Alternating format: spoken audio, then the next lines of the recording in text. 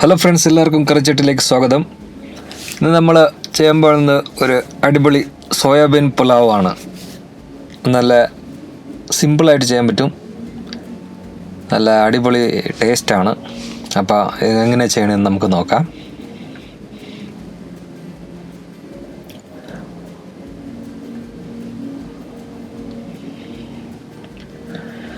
ആദ്യമേ കുറച്ച് സോയ എടുത്ത് നന്നായിട്ട് വെള്ളത്തിലിട്ട് കഴുകി വൃത്തിയാക്കി എടുക്കണം.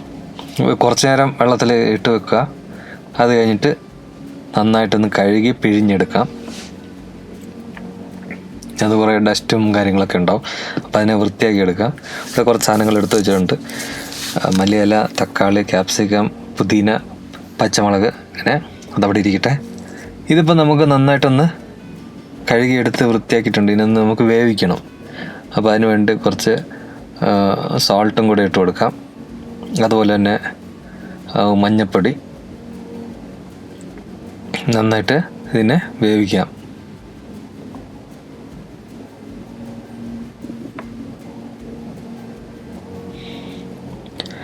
ഇത് നമ്മൾ കുറച്ച് ഇഞ്ചി,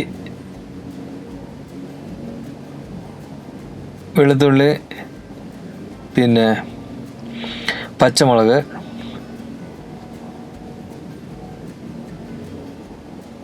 ഇനി ഇതിലേക്ക് കുറച്ച് മല്ലിയില, അതുപോലെ തന്നെ പിന്നെ നമ്മുടെ പുതിന, മിൻറ്റ് ലീഫ്, ഇതും കൂടെ ആഡ് ചെയ്തിട്ട് നന്നായിട്ടൊന്ന് അരച്ച്, കുറച്ച് ഇത് പെരിഞ്ജീരകം കൂടെ ഇടണം. നന്നായിട്ടൊന്ന് അരച്ച് മാറ്റി വെക്കുക, ഗ്രൈൻഡ് ചെയ്തിട്ട്.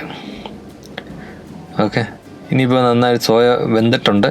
പിന്നെ നമുക്കൊന്ന് ഒരു അരിപ്പയിലിട്ട് നമുക്ക് നന്നായിട്ടൊന്ന് പിഴിഞ്ഞെടുക്കണം. ഇതിൻ്റെ വെള്ളം കളഞ്ഞെടുക്കാം.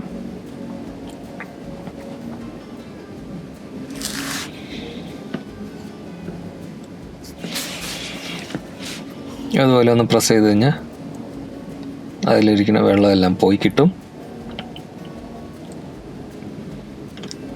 ഇങ്ങനെ വെള്ളം കളഞ്ഞ് നമുക്കൊന്ന് ഇതിനെ മാറ്റി വെക്കണം. ഇനി ഒരു ചീനിച്ചട്ടി ഇതുപോലെ സ്റ്റൗവിൽ വെച്ചിട്ട് ചൂടാക്കി കഴിയുമ്പോൾ എണ്ണ ഒഴിച്ച് കൊടുക്കുക. എണ്ണ ചൂടാകുമ്പോൾ നമുക്കിതിലേക്ക് കടുക് ഇട്ട് കൊടുക്കാം. അതിനുശേഷം ചെറുതായിട്ട് അരിഞ്ഞ് സവാള ചേർത്ത് കൊടുക്കാം. ഒരൽപ്പം ക്യാപ്സിക്കം സ്ലൈസ് ചെയ്തത്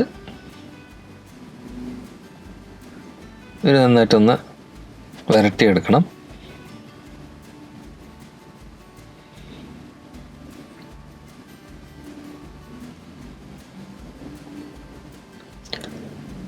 ഇത്രയും വരട്ടിയാൽ മതി. ഇനി നമുക്ക് ഇതിനകത്തേക്ക് തക്കാളി ചേർത്ത് കൊടുക്കാം.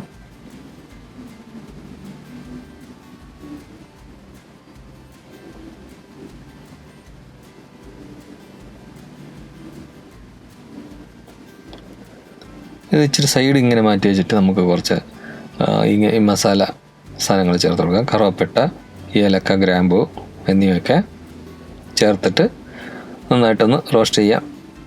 എന്നിട്ട് ഇതിനകത്തേക്ക് നമ്മൾ നേരത്തെ അരച്ച് വെച്ച മല്ലിയിലയും പിന്നെ പുതിന ഇലയുടെ പേസ്റ്റ് ഇത് ചേർത്തിട്ട് നന്നായിട്ടൊന്ന് മിക്സ് ചെയ്യണം. ഇതെല്ലാം നല്ലതായിട്ടൊന്ന് റോസ്റ്റ് ആവണം. അതുവരെ നമ്മൾ ഇതിൻ്റെ ഈ പച്ച കളറ് മാറിക്കിട്ടും. അതുവരെ നമുക്കൊന്നിനെ നന്നായിട്ട് റോസ്റ്റ് ചെയ്യാം. കണ്ട, ഇപ്പോൾ സെറ്റായിട്ടുണ്ട്. ഇനിയും ഇതുപോലെ ആയി കഴിഞ്ഞതിന് ശേഷം നമുക്കൊന്ന് പെപ്പർ കുറച്ച് ഇട്ട് കൊടുക്കണം. കുരുമുളക് പൊടി, അതുപോലെ തന്നെ മഞ്ഞൾപ്പൊടി, കുറച്ച് മല്ലിപ്പൊടി, അതുപോലെ തന്നെ ഗരം മസാല. നന്നായിട്ടൊന്ന് ആ പൊടി ഒന്ന് റോസ്റ്റ് ആകാൻ വേണ്ടിയിട്ട് നന്നായിട്ടൊന്ന് ഇളക്കി കൊടുക്കാം.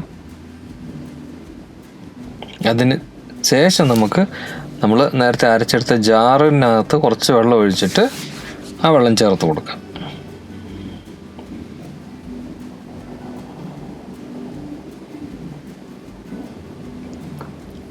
എന്നിട്ട് ഇനി നമ്മൾ ചെയ്യേണ്ടതെന്ന് പറഞ്ഞാൽ നമുക്ക് നേരത്തെ വേവിച്ച് വെച്ച സോയാബീൻ ഇതിനകത്തേക്ക് ചേർക്കാം. സോയാബീൻ ചേർത്ത് നന്നായിട്ടൊന്ന് ഇളക്കുക. നല്ല രീതിയിൽ മസാലയും കാര്യമൊക്കെ ഇത് ഈ സോയാബീനിൽ പിടിക്കണം. എന്നിട്ട് നമ്മൾ ചെയ്യേണ്ട ലാസ്റ്റ് സ്റ്റെപ്പാണ് നമ്മൾ വേവിച്ച് വെച്ച ചോറ്. ഇത് വെള്ള ചോറാണ്. വേവിച്ച് വെച്ച ചോറ് നമ്മൾ ഇതിനകത്തേക്ക് ആഡ് ചെയ്തിട്ട് നന്നായിട്ടൊന്ന് മിക്സ് ചെയ്യാം. ഇത് ഒരു രീതിയിൽ ചെയ്യണതാണ്, നല്ല എളുപ്പത്തിൽ ചെയ്യാൻ പറ്റുന്നതാണ്. നമ്മൾ ചോറ് വെച്ചിട്ട് പിന്നീട് ഈ മസാലയൊക്കെ റെഡിയാക്കി കഴിഞ്ഞിട്ട് അതിനകത്തേക്ക് ഇട്ട് മിക്സ് ചെയ്തെടുക്കുക. ഇത്രേ ഉള്ളൂ, സിമ്പിൾ പരിപാടിയാണ്. ഇൻ കേസ് എങ്ങാനും രാത്രിയിൽ വെക്കുന്ന ചോറ് ബാക്കി വന്നെങ്കിൽ അത് വേസ്റ്റ് ആകാതെ അല്ലെങ്കിൽ അത് കളയാതെ പിറ്റേന്ന് ചോറായിട്ട് തന്നെ കഴിക്കാതെ നമുക്ക് പ്രത്യേകിച്ച് ഒരു പുലാവൊക്കെ ആക്കി കഴിക്കാൻ പറ്റുന്നതാണ്. നല്ല രീതിയിൽ ഒരു ഡിഷ് ഉണ്ടാക്കി കഴിക്കാൻ പറ്റുന്നതാണ്. വളരെ എളുപ്പത്തിൽ ചെയ്യാൻ പറ്റുന്നതാണ്. അപ്പം ഇത് സിമ്പിളായിട്ട് ഇങ്ങനെ സോയാബീൻ പുലാവ് ഇങ്ങനെ ഉണ്ടാക്കാം. അപ്പം വളരെ രുചിയായിരിക്കും ഇത്. അപ്പോൾ ഈ ചെറിയ വീഡിയോ ഇഷ്ടപ്പെട്ടാൽ ലൈക്ക് ചെയ്യുക, ഷെയർ ചെയ്യുക, കമൻറ്റ് ചെയ്യുക. നിങ്ങൾ ചെയ്തു നോക്കിയിട്ടുള്ള അഭിപ്രായം പറയണം. അപ്പോൾ ഇനി അടുത്ത വീഡിയോയിൽ കാണുന്നവരെ എല്ലാവർക്കും ബൈ ബൈ.